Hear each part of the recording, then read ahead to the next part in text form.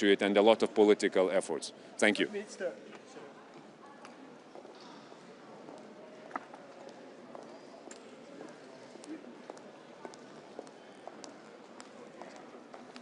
Good morning, everyone.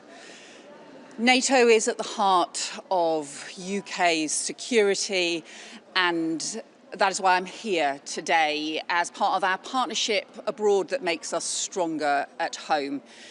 And here alongside foreign ministers from across NATO to affirm our strong support for the people of Ukraine and for the process to secure a just and lasting peace for Ukraine, with security for Europe and security for NATO as well. We have seen in recent days President Trump and the US pursue a just and lasting peace for Ukraine and for the Ukrainian people, and for President Zelensky to pursue their willingness for a ceasefire and for a just and lasting peace for Ukraine. But instead, what we have seen is President Putin simply seek to escalate war, and we've seen over the weekend the continuing strikes, the heavy strikes that have led to power being switched off for hundreds of thousands of people. And that is why today I'm announcing the UK's additional £10 million to support energy infrastructure repairs in Ukraine, because whilst President Putin is seeking to switch the lights off and plunge Ukraine into darkness, we will continue to work to switch the lights back on. And we will continue to show our support for the Ukrainian people, for the sovereignty of Ukraine, and for a just and lasting peace, with the security of Europe and the security of NATO at its heart. Thank you. From Kosovo, I would like to take one answer for you. I'm Ibn Hari Sufi from TV1. We have 2 years from the attack on Bainska, and at the same time 1 year from the Iber-Lepans. What is your answer for this? And what is your message to Vučić? Because the Milan Radicic is not arrested, he's still now free in the Belgrade. So the talks that we will have today, the discussions we'll have today, are all very clear that we've seen two presidents are seeking peace, President Trump and President Zelensky. But so far all we have seen from President Putin is an attempt to escalate war. And that is why President Putin should end the bluster and the bloodshed and be ready to come to the table and to support a just and lasting peace for Ukraine and for the security of Europe and the security of NATO. Thank you very much. Thank you.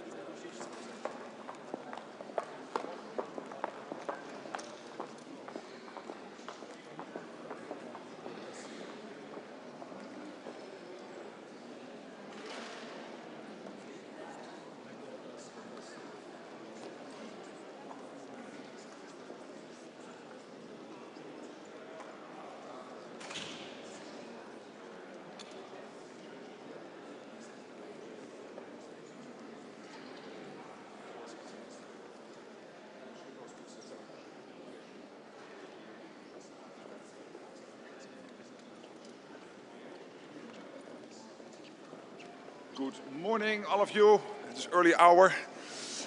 Looking forward today to host the foreign ministers of NATO. Of course, we'll be discussing the historic The Hague summit and to make sure that we implement all the decisions when it comes to someone's phone is ringing.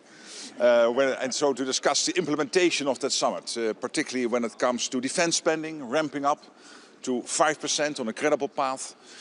Defense industrial production, we have to do much more. We are doing better, but still a lot to be done. And of course, keeping Ukraine as strong as possible in the fight today, but also to be in the strongest possible position when peace talks really start to happen in a way where this could lead to a result. And then we will also have the NATO-Ukraine Council later today, the lunch, with Andriy Sybiha, the foreign minister, and Kaja Kallas, the EU High Representative. They are discussing, again, Ukraine.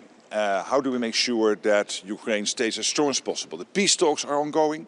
That's good, but at the same time we have to make sure that whilst they take place, and we are not sure when they will end, that Ukraine is in the strongest possible position to keep the fight going, to fight back against the Russians, but also in the strongest possible position when peace talks really get to a point where they sit at the table. Having said that, I'm open to a few questions, and then of course we'll see each other later at a full presser after the foreign ministers meeting. Who wants to start? One at a time, yes. Yesterday Putin was threatening Europe with war again, so what would be your message for him today after these threats? I'm not going to react to every thing Putin is saying. We have seen him in military clothes, dressed like a soldier at the front, but not at the front. It was quite far from the front the day before yesterday. So no, I'm not going to react to everything. New pearl pledges by Norway, the Netherlands, Germany. Yeah, so that's really great news. So a lot of pledges have come in, and I hope I can make a few announcements later today. Pledges made today. And when you look at the overall numbers, as I said yesterday, we are now at 4 billion. So that means we are really on track for the 1 billion a month, August, September, October, November. And I'm cautiously optimistic that we will reach the 5 billion for the full year. And then for next year, we need for the full year, again, a lot of money, at least 1 billion, maybe even a little bit more than 1 billion a month. It might be around 50, maybe a little bit more for the whole year. When it comes to this crucial US gear, so this is offensive and defensive, including interceptors for the air defense systems, crucial to keep Ukrainian civilians and civilian infrastructure safe. So it is really good that this flow is there, that Europeans are stepping up, and Canada, by the way, also doing a lot here. So really glad that this is working. Sir, Trump or any of his team about how the talks went in Moscow last night? Well, as you know, I'm really glad that the US president broke the deadlock with Putin, started this whole peace process. It was only the US, under the leadership of President Trump, who could do this. But I don't want to comment on every step. So last night was, of course, important. There will be more steps, but you will not hear me commenting on every in-between step. We closely coordinate with the Americans what's happening, but not commenting on every step. What do you make of the rare absence of the US Secretary of State, and do you have the impression that the US are consulting enough with European allies? Oh, they are absolutely consulting enough. The teams here at NATO and Marco Rubio's team are in constant contact. I myself in constant contact with the Secretary of State. Of course, he is working very hard when it comes to the peace process on Ukraine, but also when it comes to Sudan, Gaza and all the other issues the Americans are working on. So I find it totally acceptable that he is not here. Chris Lendau is here, the Deputy Secretary. I had dinner with him last night, and he will be really great at the table. So let's not look into more than anything there's there. How would you comment on corruption? Bit louder. Corruption cases and scandals in Ukraine. Kaja Kallas this week said that trust is important, even important during war times, but nothing should taint the European way of Ukraine. So what is your position about it? No, I mean, I commented before that, of course, when corruption takes place, that it is important, and these corruption cases emerge, that the Ukrainians deal with it. And they are dealing with it. I think the Ukrainian president is taking all the necessary steps to root out corruption. Please, how to push Russia to compromise something during these peace negotiations? And does these peace negotiations even make sense, because Russia doesn't want to compromise anything? Again, the process is taking place. We had successful meetings in Geneva and in Miami between the American and Ukrainian teams. Last night there was the meeting in Moscow. Again, I'm not going to comment on every step on the way. It's important that the peace process is there. Hopefully it will lead to results. And if it takes too long or it is not leading to results, the best way to put pressure on the Russians is by doing two things. One is making sure that the Russians understand that the weapon flow into Ukraine will keep on going. That's exactly what's happening today. Thanks to the US, thanks to the Europeans, US sending its crucial gear to Ukraine, paid for by Canada and European allies, but also Europe and Canada doing a lot bilaterally. And secondly, making sure that the economic sanctions bite, that they are effective. That's also exactly what is happening. The US and Europe working in conjunction to have the maximum impact through sanctions on the Russian economy. That's the best way to change Putin's calculus. And in the meantime, of course, we hope that this will end sooner than later, because as the President of the United States has said, the meat grinder has got to stop, and I agree fully with him. Final question then. Talking about financing and supporting Ukraine, how important are the Russian frozen assets in context to keep this weapon flow you were talking about going? Yeah, but what's important is that the weapon flow and all the other support keeps on flowing, including the Danish-Lithuanian initiative of investing in the defense industrial base in Ukraine, including the Czech ammunition initiative, including all the bilateral support going into Ukraine. I commend what the Irish have announced yesterday, so I think this is all important. Of course, Ireland not in NATO, but still supporting Ukraine. Of course, the way to fund it is a debate, and I'm not going into that because this is really up to the EU, and I know the European Union is working hard at solving that issue. So thank you so much, and we'll meet again after all the meetings. Thanks.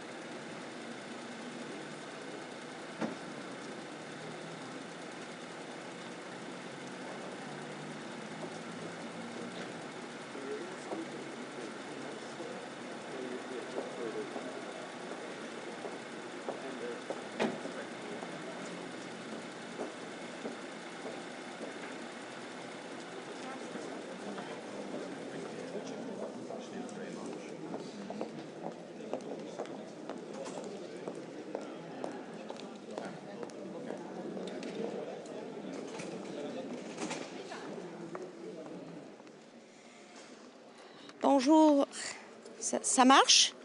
Ça marche? Bonjour tout le monde. En tant que membre fondateur de l'OTAN, le Canada est ici dans un monde plus divisé que jamais. Donc, je voudrais d'être ici avec mes homologues pour discuter notre défense collective, aussi les menaces dans l'Arctique et le travail que nous devons faire ensemble pour l'Ukraine et le monde aussi. Today, I am pleased to be here in a world that is more divisive and filled with conflict than ever before. And we will continue to work together as NATO allies, as colleagues, as friends and partners on collective defense going forward. As we continue to see horrific images of Ukrainian